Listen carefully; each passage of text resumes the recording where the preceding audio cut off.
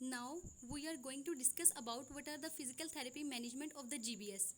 So once the patient has been diagnosed with the GBS and referred to physical therapy, physical therapist will work with the patient to design a specific treatment program that will improve their recovery, including exercises and treatments that the patient can do on your own. Physical therapy also help the patient to return as much as possible to their normal lifestyle and the activities. The time it takes to help heal the condition varies for each person, but results can start to be felt in a few weeks to a month. Depending on the patient conditions, physical therapists may work with the patient to improve their comfort level, their flexibility, skin and the joint protection, and their walking ability, functional ability. These are all physical therapy management. So here is the skin and the joint protection, passive range of motion exercises, stretching, strengthening, neuromuscular re-education, balance and coordination, aerobic exercises, gait and the assistive devices. So जो GBS के patient होते हैं उनको बहुत ज़्यादा pen वगैरह भी होती है, तो हम पेन को डिफरेंट टेक्निक्स के जरिए से मैनेज कर सकते हैं, जैसे टेंस यूज़ कर लिया, हॉट पैक वगैरह लगा लिया. तो GBS जो है में कॉज पेन और डिस्कम्फर्ट. सो फिजिकल थेरेपी क्या करती है, उनको शो करती है कि कैसे उन्होंने जो है how to use pillows to make the body positions more comfortable in a chair or when lying down. It also use technology such as gentle heat, electrical stimulation to help decrease their pain and alleviate their symptoms, and teach them gentle exercises or techniques to perform on your own to relieve discomfort. All of these options may reduce or eliminate the need for pain medications, including opioids. So first of all, here is the skin and the joint protection. So we will discuss one by one. Skin and the joint protection. So physical therapists check the patient's skin frequently to make sure that it stays healthy and the injured free during the recovery. Your physical therapist may also apply splints to parts of your arms and the legs to protect the joints and keep them gently stretched out. So the therapist will also teach the patient to skin care and protection methods. Here you can see in this picture, these are the splints and the cradle which is used for the skin and the joint protection, because जो patient होते हैं वो bed ridden हो जाते हैं, weakness है तो mostly वो क्या करते हैं, बेड रिडन हो जाते हैं. तो there is a lot of chances for develop the pressure source. So pressure source से बचाने के लिए हमने उनकी स्किन की ज्वाइंट की प्रोटेक्शन करनी होती है, ताकि कोई डिफॉर्मिटी वगैरह जो है वो डेवलप ना हो.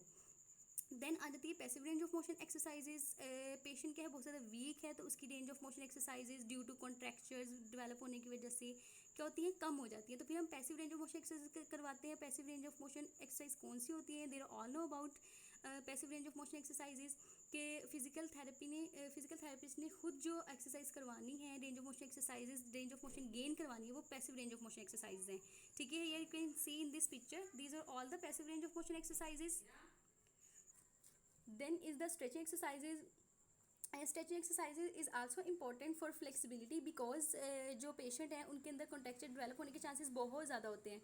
सो फिर स्ट्रेचिंग एक्सरसाइजेज वगैरह करवाई जाती हैं. They are all know about what are the stretching exercises. Different reasons की डिफरेंट स्ट्रेचिंग एक्सरसाइज है. हमने बेसिकली मसल्स को स्ट्रेच करना होता है, उसको लेंथन में लेके जाना है. ठीक है, तो जो कॉन्ट्रैक्चर डेवलप हुए हैं उनको ब्रेक करने के लिए स्ट्रेचिंग एक्सरसाइज यूज़ की जाती हैं. Here you can see in this picture, ये इधर जो है किस हैमस्ट्रिंग का स्ट्रेच दिया जा रहा है.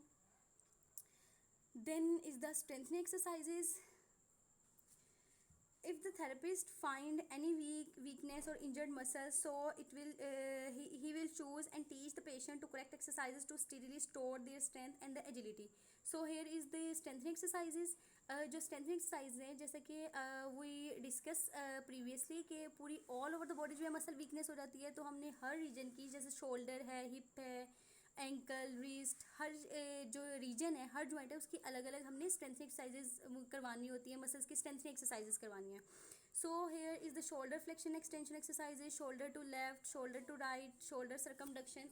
तो ये हम कैसे कर सकते हैं, पेशेंट ज्वाइन करने हैंड्स को, move it backward, bring it back, then move left right, then shoulder circumduction, rotated circulatory motion. Then हम एल्बो फ्लेक्शन एक्सटेंशन एक्सरसाइज करवा सकते हैं बाइसेप्स के लिए, शोल्डर एबडक्शन एडक्शन एक्सरसाइज करवा सकते हैं. देन रिस्ट के लिए हम रिस्ट फ्लेक्शन एक्सटेंशन, सर्कमडक्शन वगैरह एक्सरसाइज करवा सकते हैं. और here you can see in this picture hip abduction adduction exercises.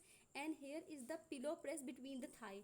Thai के दरमियान पिलो रख के पिलो को प्रेस किया जाता है, जिससे एडक्टर्स जो हैं वो स्ट्रॉन्ग होते हैं, स्ट्रेंथन होते हैं. Here you can see in this picture clamshell exercises, ये trunk rotation exercise. Here is the bridging exercise for the trunk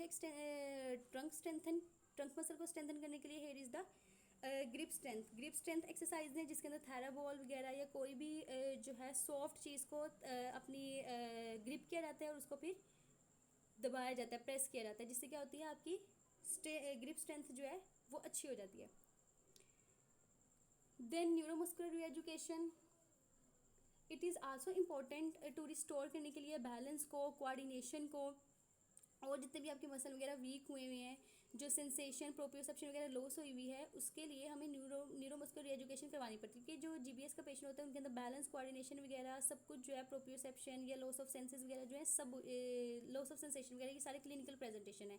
तो इसके लिए न्यूरोमस्कुलर रीएजुकेशन करवाई जाती है. पेशेंट को डिफरेंट रीजन्स में डिफरेंट एक्सरसाइजेज वगैरह करवाई जाती है, जैसे आप यहाँ देख सकते हैं, you can see in this pictures.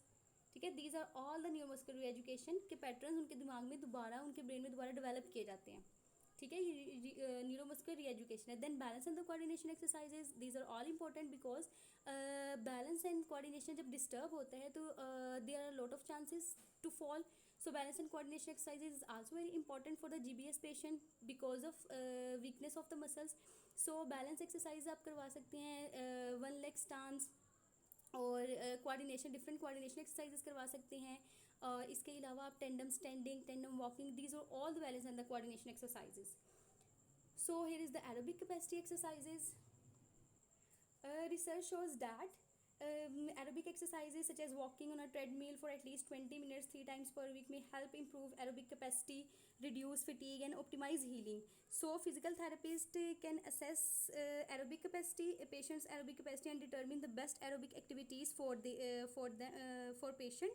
It will also teach how to conserve energy and avoid overworking the body, so healing can occur and relapse is avoided. So if the patient need ventilator in the past, so physical therapist जो है work कर सकता है, उसके breathing endurance के ऊपर भी work कर सकता है. जैसे अगर कोई पेशेंट है जिसके रेस्पिरेटरी मसल्स जो हैं वो बहुत ज़्यादा वीक है, तो हम उनको रेस्पिरेटरी एक्सरसाइजेस करवा सकते हैं, लाइक थ्रेसिक एक्सटेंशन एक्सरसाइजेज हैं, और इसके अलावा बहुत सारी एक्सरसाइज हैं जो आप करवा सकते हैं रेस्पिरेटरी. इसके अलावा अगर पेशेंट बहुत ज़्यादा बेड रिडन है, ठीक है, तो उसके लोब्स वगैरह में कोई स्पूटम वगैरह जो है वो जो है कलेक्ट हो गया, जमा हो गया, तो फिर हम क्या कर सकते हैं, परकशन, वाइब्रेशन एक्सरसाइजेज वगैरह करवा सकते हैं. ठीक है, अकॉर्डिंग टू पेशेंट जो है वो एक्सरसाइजेज हम करवा सकते हैं जो उनसे सूटेबल है पेशेंट के लिए. Then is the gait and the assistive devices, के पेशेंट के जो मसल्स हैं वो लेग के बहुत ज़्यादा वीक हो जाते हैं, तो पेशेंट जो है चल नहीं पाता, तो इसके लिए फिर हम एसिस्टिव डिवाइसेस जो हैं वो यूज़ करवाते हैं, जैसे व्हील चेयर हो गई, ऑर्थोसिस लगा दिया, ब्रेसेस यूज़ करवा दिए, केन वगैरह. इसके थ्रू हम पेशेंट को क्या करते हैं, वॉक वगैरह करवाते हैं. ठीक है, ताकि पेशेंट, हम जो जीबीएस का पेशेंट है उसको हम क्योर नहीं कर सकते पूरी तरह, लेकिन जो उसके सिम्टम्स आ रहे हैं, जैसे वो वॉक नहीं कर पा रहा, इंडिपेंडेंटली कोई एक्टिविटीज़ नहीं कर पा रहा, तो हम उसकी इन चीज़ों को जो एडीएल्स अफेक्ट हो रहे हैं उनको हम रीस्टोर कर सकते हैं फिजिकल थेरेपी के थ्रू. ठीक है, so that's all from my side. Thank you.